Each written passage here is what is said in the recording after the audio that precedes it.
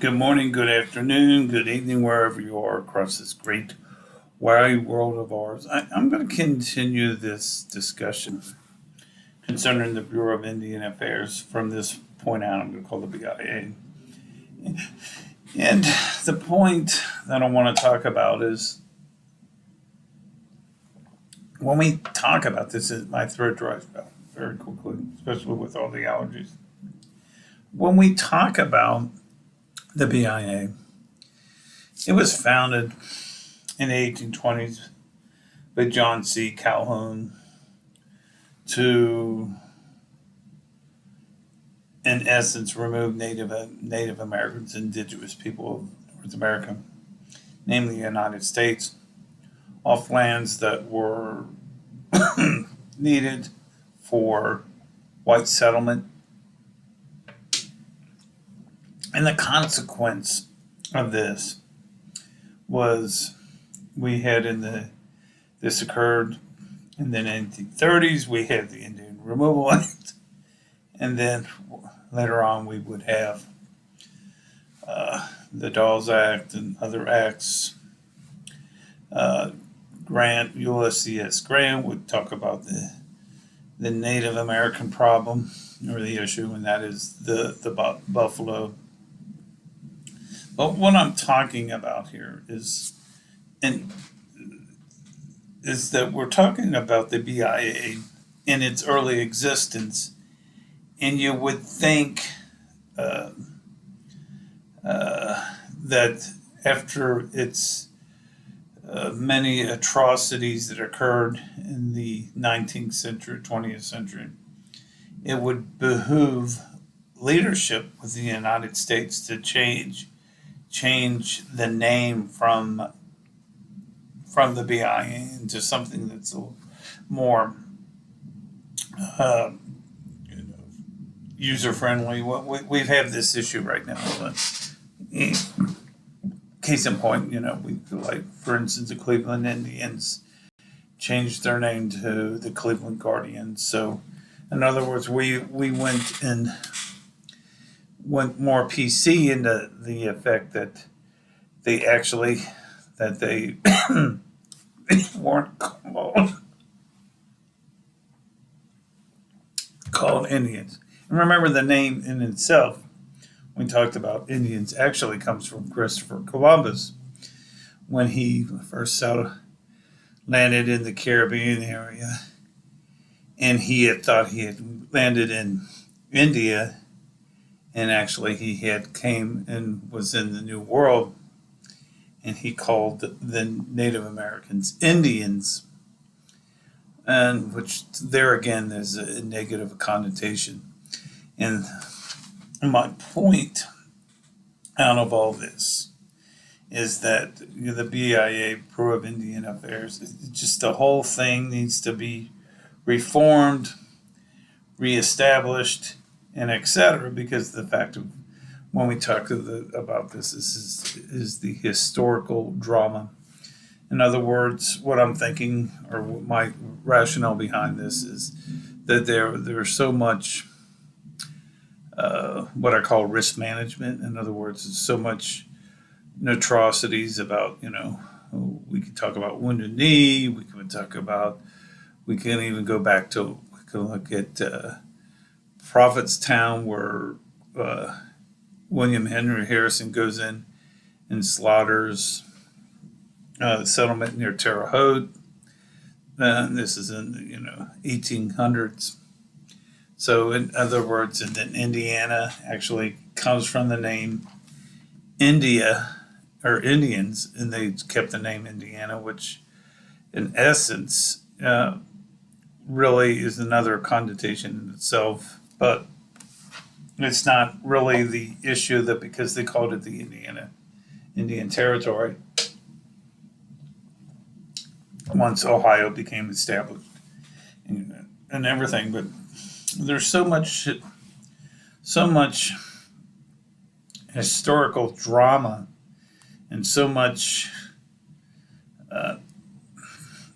hatred is again, I don't like using that word, but so much hatred and so much mistrust by the not only by the federal government, by the indigenous people, that the issue becomes we keep the name Bureau of Indian Affairs when in actuality we've been changing names throughout this the last 20 years that this needs to also occur within the BIA, even though it is under uh, the the umbrella of the Interior Department. I am a big component of disassembling the BIA, creating more of a localized office, getting the office out of the Interior Department, and just having its own, not necessarily its own committee or secretary, but actually being part of the government. And if it needs to be under something, it would be under the Interior Department, but it should be a separate entity in itself. In other words, we got the Secretary of the Interior, we got the Interior Department, we got the Agricultural Department, and actually it should be called the Indigenous Department or something, or some kind of name that we can just reassess the the information and have a clean slate. And that's the old cliche. When something goes, there's a whole bunch of things that happen, and everybody say, well, let's just wipe the board, let's create a clean slate and move forward on that. And a lot of people do that in their own lives, when they make mistakes and a mistake, and say, oh, let's start a clean slate and make things better. So the point here that I'm trying to make is that uh, even though I would agree that it be under the Interior Department, I believe the BIA needs to be dismantled. We have 12 regional offices, which, in my estimation, I think it's too many offices. I think it should be centralized somewhere, either in Oklahoma, Nebraska, northern part of Texas, somewhere in the central part of the United States, not necessarily on the East Coast. Also, I believe that the department, and I believe the Biden administration has done that, has made somebody the BIA of the Navajo Nation. But I also think that the powers to be, we always talk about, or at least I talk about it as a psychologist, is that you empower others. The way you empower others is by leading by example. And by leading by example, I think the best way to do this is to turn the department and change this reforming department and come up with a name and then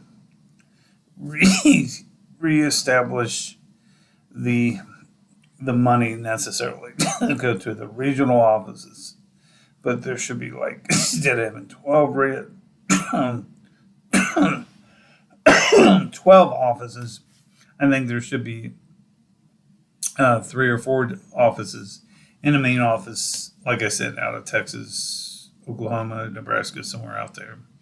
A couple of cities I have in Oklahoma City, because there's always that establishment of stuff there, or even out of Austin, which is the capital of Texas, or even somewhere out of Dallas, Fort Worth would be another good example of that. Places like that would be a good example of where to move the Bureau, and then necessarily not call it the BIA, but call it the Indigenous Department, some other name, because, like I said, there's too much negativity with this. And then when it was founded and all the information, and I know the government is usually the last one to make the changes it needs to make, but I also say, I was talking to somebody earlier today, NASA would run into a lot of problems and a lot of issues. At some point somebody said, well, we need to change the name, because the fact that there's too much negativity. The case in point is, I would say, is with the BIA, needs to be changed to a more friendlier name into a friendlier type of thing where it would help not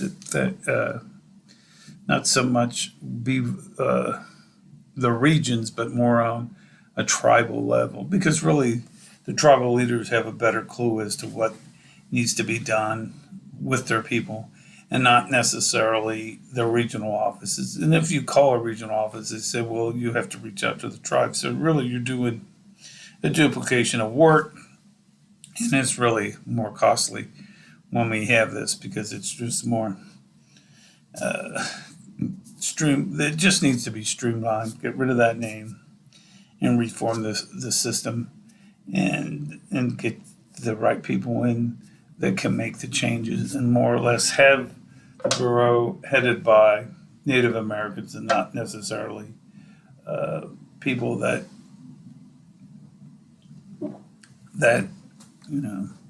we've had in the past, like John C. Calhoun or Secretary of the Interior. And like I said, I'm not so keen that it should even be under this secretary, but they should report, but not necessarily. There'll be an offshoot of the Interior Department and not necessarily part of the Interior Department. And that's the way I'm thinking right now. Anyway, these are some food for thoughts. Please like and subscribe to my channel. Feel free to check out my books on Amazon or self-published. Be Thomas Miller. On Amazon, they'll be under Boyd Thomas Miller.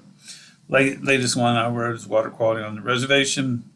Then in October, I'm starting to work on a new book on the history of secretaries in the interiors.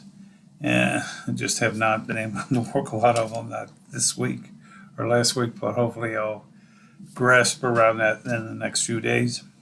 Anyway, please like and subscribe.